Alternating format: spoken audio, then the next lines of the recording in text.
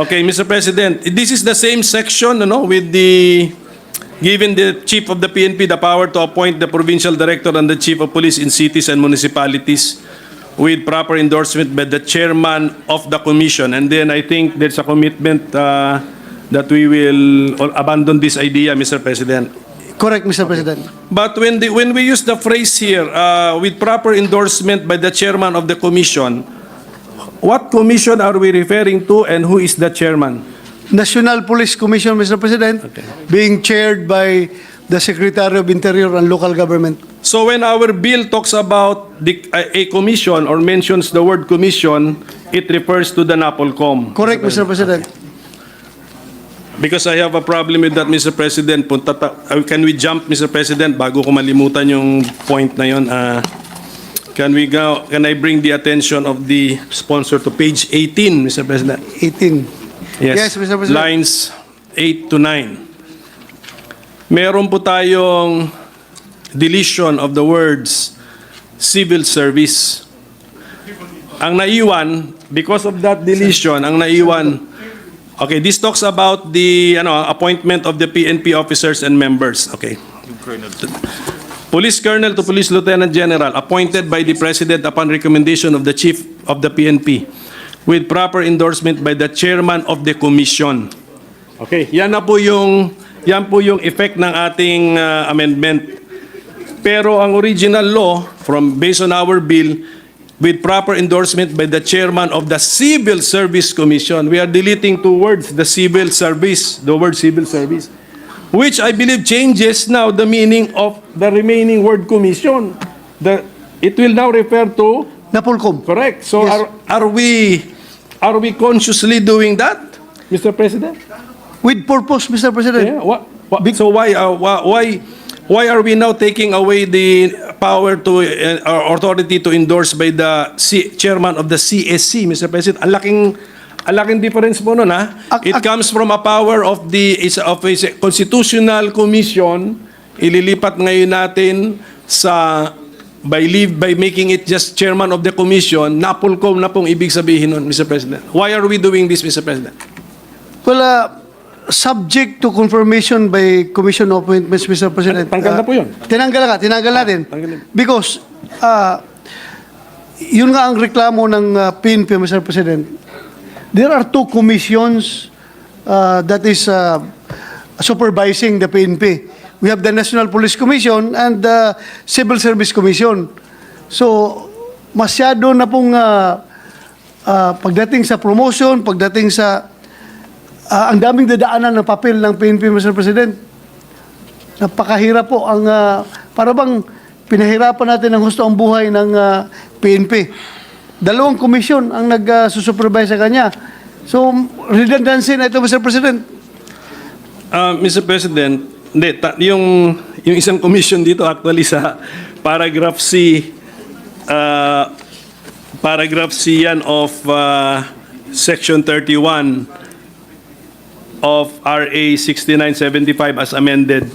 The other commission there is Commission on Appointments nga, but wala yan kasi that is whether we like it or not, unconstitutional yan eh. Yes. Diba? So, by styling amendment, we are deleting actually, tagalin na natin yung phrase na yon na wala namang effect. So, naiwan lang sana, this is a policy question actually now. Pag-promote ni Police Colonel, pag-appoint sa Police Colonel to Police Lieutenant General, appointed by the President pag na-recommend ng Chief PNP pero may endorsement pa dapat. Okay, policy ngayon, we are changing the rule. Kung hindi natin gagalawin ito, the endorsement should come from the Chairman of the Civil Service Commission. Isa lang. Walang problema. Isang commission lang. Pero sa bill po natin, gusto natin gawin Chairman of the Commission. Therefore, making it Chairman of the NAPOLCOM, Secretary of the DLG yun. So, isang tao lang din. So, hindi ko nakita yung paano yung kahirapan doon sa unang senaryo na sa chairman ng CSC kukunin yung endorsement. So, anong kahirapan doon? At tapos, dahil sa mahirap yun, pinalitan ngayon natin na chairman na ng NAPOLCOM ang kukunan ng endorsement. So, It's the same thing. We need one endorsement from one chairman, Mr. President. Well, just to simplify things, Mr. President, gusto natin na Pulcom lang talaga mag-control ng PNP. At least nakatutok. Wala ibang tinutukan ng Napulcom, kundi PNP lang. Kasi kung sa civil service, lahat ng government agencies, civil government agencies, ay yun ang tinututukan ng civil service. Then, yung nga, abutin na siyam-siyam yung mga papel dyan at yan ang reklamo ng mga karamihan ng pulis na hindi na acted upon na yung mapapila, abutan sila ng retirement age nila, hindi na napopromote. Sa hearing po ng committee, did we get the position of the civil service? Sige, Mr. President. Sa hearing po ng ating committee, did we get the position of the civil service on this actual amendment, Mr. President? Hindi lang po ito kasi mere deletion ng words eh. It changes actually the requirement, Mr. President. Wala. Wala po. Okay.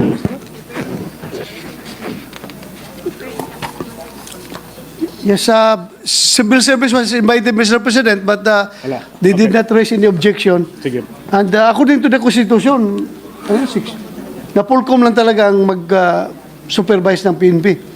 Constitution? Yeah. Akin na. Ha? Ano? Constitution po yun. Napulcom? Sa Constitution ba Napulcom? Meron yan tas.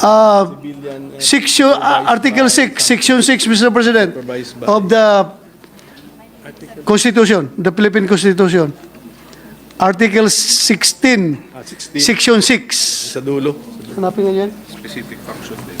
Magde-develop ang Napolcom ng policies on promotion and then mag-advise pa sa President on all matters. So specific mandates. Okay. It says here, Mr. President, Section 6, powers and functions of the Commission, meaning the National Police Commission.